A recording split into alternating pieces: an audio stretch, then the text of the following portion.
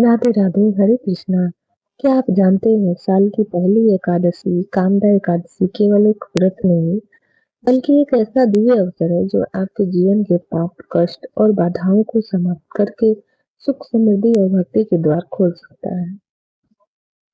और इस बार इस पावन दिन पर भद्रा काल का संयोग भी बन रहा है, जो इस दिन को और भी रहस्यमयी और महत्वपूर्ण बना देता है।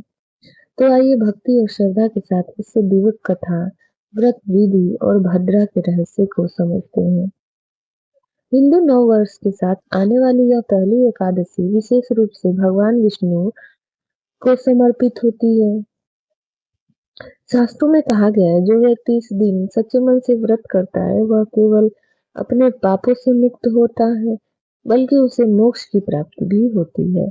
यह एकादशी विशेष रूप से उन लोगों के लिए अत्यंत फलदायी मानी गई है, जो किसी मानसिक पीड़ा, दोष या बाधा से ग्रसित है।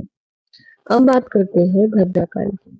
पुराणों के अनुसार एक समय देवताओं और असुरों के बीच भयंकर युद्ध हुआ।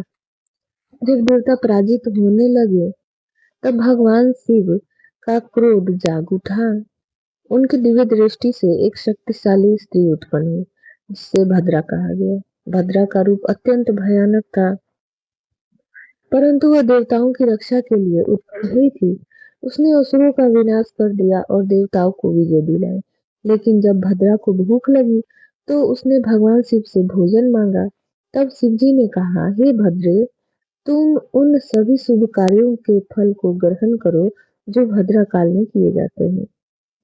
यही कारण है कि भद्रा काल में कोई भी शुभ कार्य नहीं किया जाता।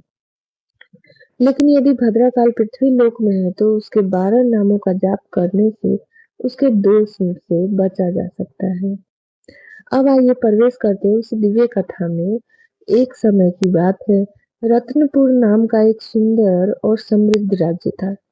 वहाँ एक गंधर्व रहता था, ललित, और उसकी पत्नी थी ललिता। दोनों के बीच प्रेम इतना गहरा था कि वे एक पल भी एक दूसरे से दूर नहीं रह सकते थे। एक दिन राजसभा में संगीत और नृत्य का आयोजन हुआ। ललित भी वहां उपस्थित था, लेकिन उसका मन अपनी पत्नी के प्रेम में इतना डूबा था कि उसका ध्यान भटक गया। उसकी स्वर लय बिगड़ गई।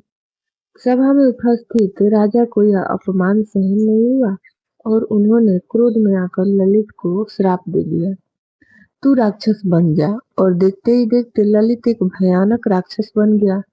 ललिता का हृदय टूट गया, लेकिन उसने अपने पति का साथ नहीं छोड़ा। वह जंगल जंगल भटकती रही और अपने पति की मुक्ति के लिए प्रार्थना करती रही। एक दिन उसे एक आश्रम दिखाई दिया। वहां ऋषि श्रृंगी तपस्या में लीन थे। ललिता उनके चरणों में गिर पड़ी और बोली, हे ऋषिवर, कृपा करके मेरे पति को इस श्राप से मुक्त करने का उपाय बताइए।